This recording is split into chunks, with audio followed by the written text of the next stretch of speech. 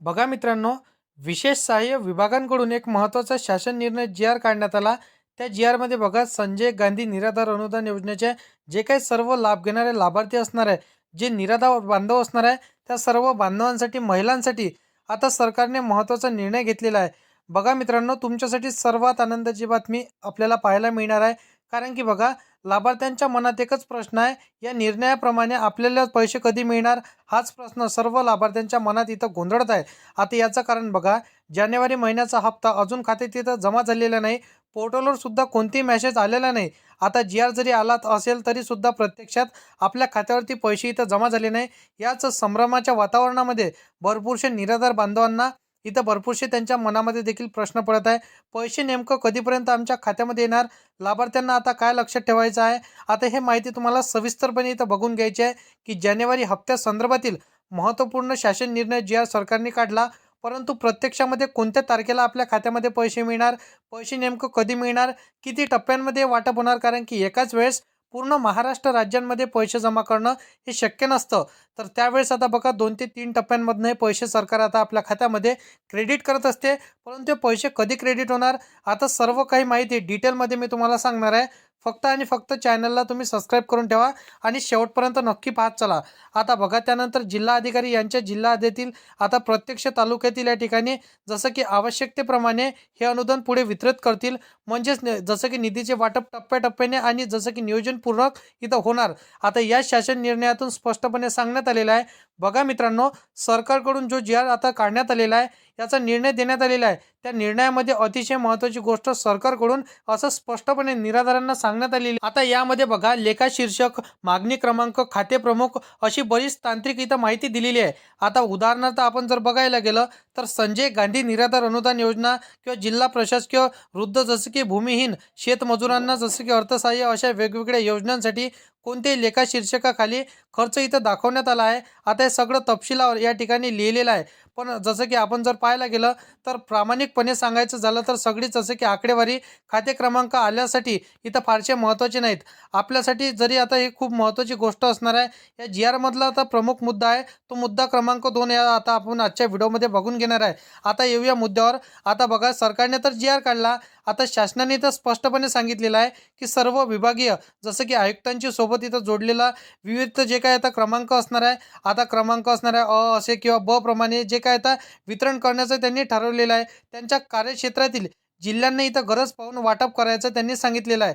त्यानंतर बघा, जिल्हाधिकारी यांच्या जिल्ह्यातील तालुक्यांना त्या त्या ठिकाणच्या आवश्यकतेनुसार हा निधी पुढे देणार आहे. म्हणजेच बघा, पैसे थेट एकाच वेळी सगळ्यांच्या खात्यात इथं येणार नसून आधी विभागीय पातळीवर हा पैसा आता जमा केला जाणार आहे. म्हणजेच बघा, इथं तालुक्या पातळीवर हा पैसा जमा केला जाणार आहे. अशा क्रमांकाने हा निधी वितरण होणार आहे. आता हे शासन निर्णयामध्ये स्पष्ट झालेलं आहे. आता इथे सगळ्यात महत्त्वाची गोष्ट नीट समजून घ्या. संपूर्ण डिटेलमध्ये माहिती सांगतो, की जानेवारी हप्ता नेमका आपल्या खात्यामध्ये कसा येणार आहे आणि त्याचं कोणत्या तारखेला येणार आहे. आता किती प्रमाणे 2,500 तुम्हाला मिळणार की 1,500 रुपये मिळणार, संपूर्ण काही तुम्हाला माहिती डिटेलमध्ये मी तुम्हाला सांगणार आहे. फक्त आणि फक्त आपल्या चॅनलवरती जर का तुम्ही पहिल्यांदा आला असाल तर चॅनलला सबस्क्राईब करून साईडला दिलेल्या बेल नोटिफिकेशनला नक्की प्रेस करून ठेवा.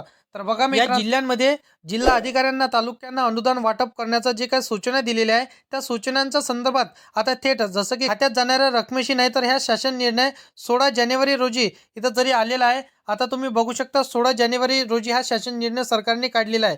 या संदर्भातील भरपूरसे जे काय आता निराधार बांधव असणार आहे, संजय गांधी निराधार योजनेचे लाभार्थी असो, श्रावणबाळ योजनेचे लाभार्थी असो, वृद्धपतकाळ योजनेचे लाभार्थी असो किंवा दिव्यांग बांधव असो, विधवा महिला असो, सर्व जे काय आता निराधार बांधव असणाऱ्या महिला असणाऱ्या लाभार्थी असणार आहे, त्यांच्या मनात एकच प्रश्न पडलेला होता, की नेमका आमच्या खात्यामध्ये निराधार व्यक्तींचा महिना कधी मिळणार? कारण की बघा, जानेवारी महिना देखील उलटून इथं चाललेला आहे. डिसेंबर महिना संपूर्ण उलटून गेला, परंतु त्यांच्या खात्यामध्ये प्रत्यक्षात इथं पैसे कधीच जमा झाले नाही. तर हेच आता याच्यात जसं की भरपूरसा गोंधळ इथं निर्माण झालेला आहे. त्या संदर्भातील सरकारने जी-आर काढला 16 जानेवारी 2026 रोजी त्यांनी हा जी-आर काढलेला आहे. परंतु या जी-आरमध्ये असं स्पष्टपणे नमूद केलेलं आहे, की तालुका स्तरावर तालुका पातळीवरील हा निधी येणार आहे आणि जे आता खऱ्या अर्थाने लाभार्थी बांधव असणार आहे, लाभार्थ्या महिला असणार आहे, निराधार बांधव निराधार व्यक्ती असणार आहे, त्यांच्या खात्यामध्ये प्रत्यक्षात आता पैसे जमा करणार असं या जी-आरमध्ये नमूद केलेलं आहे. बाकी बघा, याची तारीख आता काय असणार आहे हे देखील सरकारने आता त्या जी आरमध्ये सांगितलेले आहे.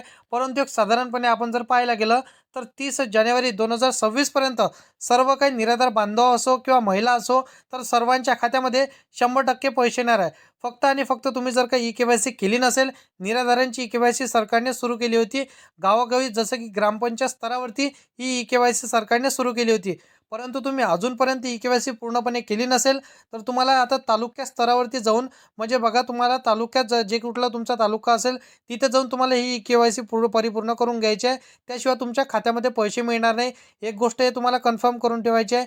त्या व्यतिरिक्त तुमच्या बँकेच्या खात्याला तुम्ही आधार कार्ड लिंक करून ठेवलं नसेल, तरी तुम्हाला लिंक करून ठेवायचं आहे.